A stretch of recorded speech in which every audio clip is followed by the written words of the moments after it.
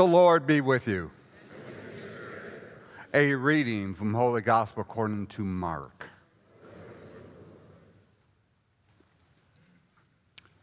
Jesus and his disciples left from there and began a journey through Galilee. But he did not wish anyone to know about it. He was teaching his disciples and telling them, "The Son of Man is to be handed over to men, and they will kill him. And 3 days after his death, the Son of Man will rise." But they did not understand the saying, and they were afraid to question him. They came to Capernaum, and once inside the house, he began to ask them, "What were you arguing about on the way?" But they remained silent. They had been discussing among themselves on the way who was the greatest. Then he sat down, called the 12, and said to them, "If anyone wishes to be first, he shall be last of all and a servant of all." Taking a child, he placed in their midst, and putting his arms around it, he said to them, "Whoever receives one child such as this in my name receives me. And whoever receives me receives not me, but the one who sent me." The Gospel of the Lord.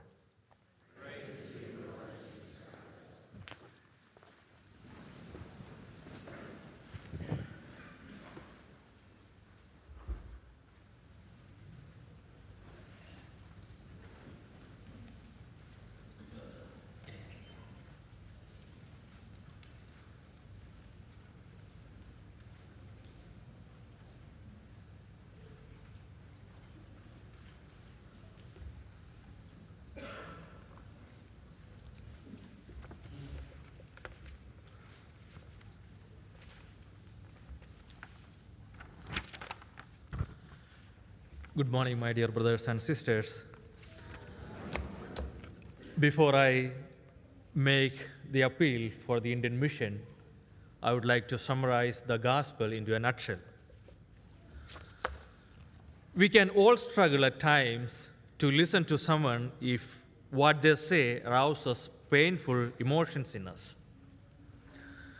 They might be trying to tell us something about ourselves that we find difficult to hear. That very human tendency is reflected in the disciples in today's gospel. Jesus had something very important to say about what was about to happen to him. In the words of the gospel, he was telling them that he would find himself in the hands of others who would put him to death. This was something that the disciples found very hard to hear and were not able to take on board. As the gospel says, they did not understand what he said, and they were afraid to ask him. Already in Mark's gospel, Jesus told them what was likely to happen to him. They were no more open to hearing it the second time than they were the first. They did not understand it, and they were reluctant to question because they were afraid that they might not be able to live with the answer that he would give. In some ways, that is very human reaction. We often find ourselves not willing to ask questions because we suspect that we would struggle to leave the answers to our questions. Yet, in our heart of hearts, we often recognize that there are certain realities we have to face, even if they are painful to face. There are certain illusions we may have to let go of, even if we have come to cherish them.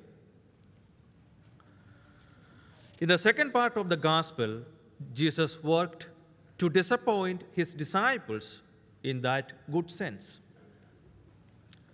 They seem to have thought that being part of Jesus' circle bring them privilege and status. No sooner that Jesus had spoken of himself as someone who would end up as one of the least, then the disciples began to argue among themselves as to which of them was the greatest. They wanted the power, and it seems that they wanted power for its own sake. This is the kind of self-centered ambition that James talks about in the second reading when he says, "You have an ambition that you cannot satisfy, so you fight to get your way by force." In place of that very worldly ambition, Jesus places before his disciples a very different kind of ambition, an ambition that has the quality of what James in the reading refers as the wisdom that comes down from above. This is God's ambition for their lives and for all our lives. It is the ambition to serve, as Jesus says in the Gospel. Those who want to be first must make themselves last of all and servant of all. This ambition to serve, again, in the words of James in that second reading, is something that makes for peace and is kindly and considerate. It is full of compassion and shows itself by doing good. Over against the ambition of the disciples to serve themselves, Jesus puts the ambition to serve him as he comes to us in and through the weakest members of our society. In our gospel, Jesus is putting before us what his family of disciples, what the church is, and what the church really about. May God be praised. Now coming back to the appeal for the Indian mission, first of all, I would like to thank the bishop of this diocese for inviting the oblates to his diocese to speak about the missions that we do in India. And also I would like to thank Father Mark for inviting and welcoming me to this beautiful parish family in order to beg your prayers and financial support for our poor children of Bangalore, India. We oblates have different ministries in India to uphold the dignity of the ordinary people. We have parish ministry, we have school, and we have home for the underprivileged children. Today I am here to talk about our home for the underprivileged children. We DCL Oblates staff a home for these children, and this home is called Brusan Balabhavan, which means Brusan's home for the children. And those children that we staff comes from the poor families. And they are happy with us because they know that they have a bright future. We take care of their food, their clothing, their medicine, and their education. And also we give them a very good moral education based on the Catholic faith. Our home for the children is trying to fulfill their dream or their desire of learning and becoming someone in the society. We also help our girls with the same enthusiasm in our school and in our parishes. We take care of their education, their clothing, their food, and their medicine.